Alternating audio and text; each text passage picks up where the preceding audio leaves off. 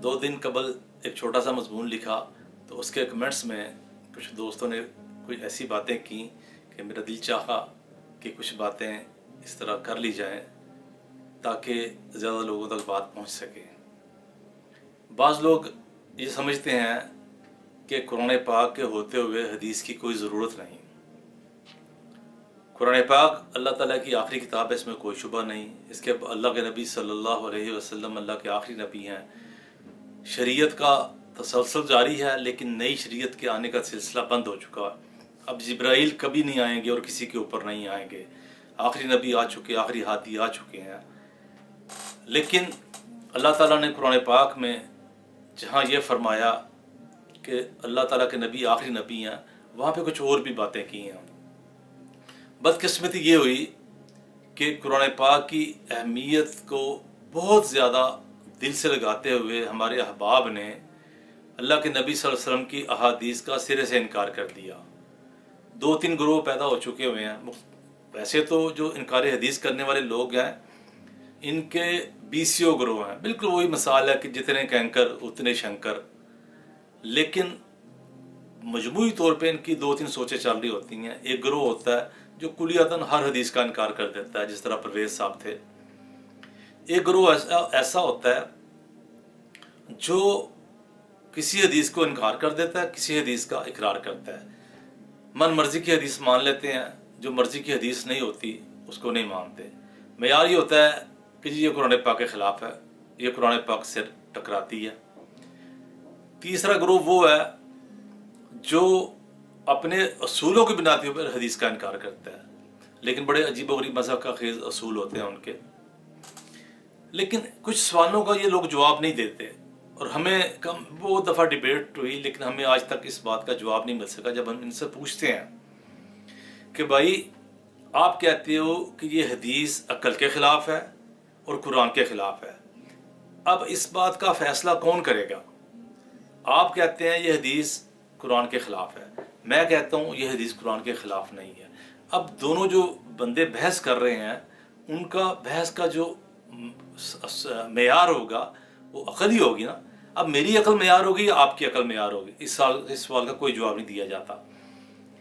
फिर हदीस की अहमियत घटाने को मुख्तलिफ इन्होंने बातें की हुई हैं, लेकिन हदीस की अहमियत क्या है? हदीस की अहमियत का आलम यह है कि हदीस हलाल और हराम तक के फैसले करती है। हदीस हक और नाहक के फैसले करती है। हदीस कुरान की तफहीम है।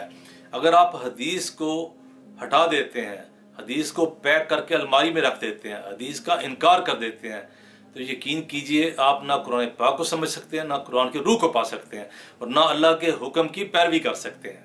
देखिए बहुत सारी मिसालें मौजूद हैं। कुरान पाक में इजमाली तौर पे बात की गई, मुबहम अंदाज में हुक्म दे दिया गया, उसकी तफसील हदीस में मिलती है। अब हमारे ये जो दोस्त होते हैं, ये उसकी तफसील को तो सीने से लगा लेते हैं, लेकिन हदीस का इनकार कर देते हैं।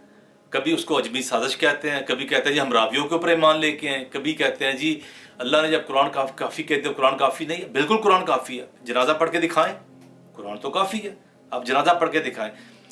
जनाजे का तरीका स्वाय हदीस के कहीं से नहीं मिलता, नमाज का तरीका स्वाय हदीस के कहीं से नहीं मिलता। आप नमाज का इनकार कर दें, आप जनाजे का इनकार कर दें, लेकिन हलाल हराम का क्या करेंगे जनाब? इबादत का तो आप जिस तरह परवेज साहब ने कुछ अजीबो गरीब इख्तराआत की और उनको इबादत का नाम दे दिया, नमाज का सलात का मानी निकाल दिया अपनी मर्जी का। मसला यह कि हलाल हराम के फैसले हदीस करती है। एक छोटी सी मिसाल है, और इस तरह की एक मिसाल नहीं है, इस तरह की 20 मिसालें मौजूद हैं। एक छोटी सी मिसाल है कि अल्लाह ताला ने कुरान पाक में फरमाया कि हर मुर्दार हराम है। अब मुर्दार क्या होता है? हर मुर्दार ये होता है कि जो जानवर जो होता है, जिसको आप खाना वैसे हलाल समझते हैं, लेकिन वो गैर तबी तौर पे जो ज़िबा किए बगैर मर जाता है, वो हराम हो जाता है। लेकिन मछली आप खाते हैं, जब मछली समंदरों से पकड़ी जाती है, जब उसको पकड़ के आप तक पहुंचाया जाता है, हमारे कराची के समंदर से मछली पकड़ी जाती है, मछली जब आ जाती है उसी हालत में उसको अपने ड्रमों में डालते हैं, वो तड़पती तड़पती फोत हो जाती है, मर जाती है। उसके बाद उसको फ्रीज कर लिया जाता है। ज़िबा कहीं नहीं किया गया, मछली ज़िबा नहीं होती। लाहौर में आके, पेशावर में आके, इस्लामाबाद में आके आप बड़े मज़े से मछली खा रहे होते हैं और हदीस का इनकार कर देते हैं। नहीं जी, हदीस की मतलब है तसीरामियत मान लेके आई है। حدیث کا بڑے آرام سے انکار کر دیتے ہیں، مچھلی کھا رہے ہوتے ہیں، مردار کھا رہے ہوتے ہیں۔ یہ حدیث ہے جو اس مردار کو حلال کر رہی ہے۔ مراد یہ ہے کہ قرآن پاک میں اجمالی طور پہ، مجموعی طور پہ بہت سارے احکام دے دیے گئے، حدیث جو ان کو آ کے کلاسیفائڈ کرتی ہے، الگ الگ کرتی ہے کہ یہ اس کا مطلب یوں ہے، اس کا مطلب یوں ہے، اس کا مطلب یوں ہے۔ اب اگلی بات میں بتاتا ہوں آپ کو، یہ ایک مردار کی مثال تھی نا، خود قرآن پاک میں حدیث کی حجیت کا ذکر ہے۔ آپ کہیں گے یہ کیسے حدیث کی حجیت کا؟ کیا رسول اللہ صلی اللہ علیہ وسلم کے بارے میں قرآن پاک میں نہیں کہا گیا کہ ان کا اسوہ بہترین نمونہ ہے؟ کیا ان کے بارے میں نہیں کہا گیا کہ اللہ کے نبی جو دیں وہ لے لو؟ تو اس کے بعد کیا ہے؟ حدیث کیا ہے؟ حدیث یہی تو ہے۔ تیسری جگہ فرمایا کہ اللہ کے رسول کی اطاعت دراصل اللہ کی اطاعت ہے۔ یہ 3 آیات آپ نے سن لی۔ اب اگلی آیت میں بتاتا ہوں جو بچوں کو یاد بھی ہے، ہمارے مسلمان بچوں کو بھی یاد ہے، اور ہمارے جو حدیث کا انکار کرنے والے دوست ہیں اسی آیت کو دلیل کا جھنڈا لے کے بنا کے کھڑے ہوتے ہیں کہ اللہ تعالیٰ فرماتے ہیں کہ قرآن کی حفاظت کا وعدہ کیا اللہ تعالیٰ نے کہ ہم نے اس کو نازل کیا، ہم بھی اس کی حفاظت کریں گے۔ اس کے بعد سوال کرتے ہیں کیا حدیث بھی اسی طرح محفوظ ہے؟ ہم حدیث کی بات چھوڑیے، ہم آپ سے اگلا سوال کرتے ہیں کہ قرآن پاک کی یہ جو ایک مثال دی ہے میں نے، مردار کی، مچھلی کی، نکاح کی مثال دی ہے، جنازے کی مثال دی ہے، اب یہ قرآن پاک میں موجود ہیں اور قرآن پاک کی حفاظت کا اللہ تعالیٰ نے وعدہ کیا، ہم بھی مانتے ہیں، لیکن آپ ادھورا مانتے ہیں، ہم پورا مانتے ہیں۔ کس طرح؟ اس طرح کہ دیکھیے، جب اللہ تعالیٰ نے کہا کہ میں قرآن کی حفاظت، ہم نے قرآن کو نازل کیا اور ہم ہی اس کی حفاظت کریں گے، تو کیا حفاظت سے مراد یہ تاج کمپنی کا چھپا ہوا قرآن پاک تھا جو پیپر کے اوپر الفاظ کی صورت میں پرنٹ ہو جاتا ہے، صرف اس کی حفاظت مراد تھی؟ کیا مفہوم کی حفاظت مراد نہیں تھی؟ یہ تو بڑی عجیب بات ہوئی نا کہ قرآن پاک میں لکھا ہے کہ مردار حرام ہے، آپ حدیث کی بنیاد کے اوپر، اور کچھ لوگ تواتر کی بنیاد کے اوپر، کچھ لوگ ماں باپ کو دے کے کھائے جا رہے ہیں۔ اب قرآن پاک کا مفہوم کہاں ہو گیا؟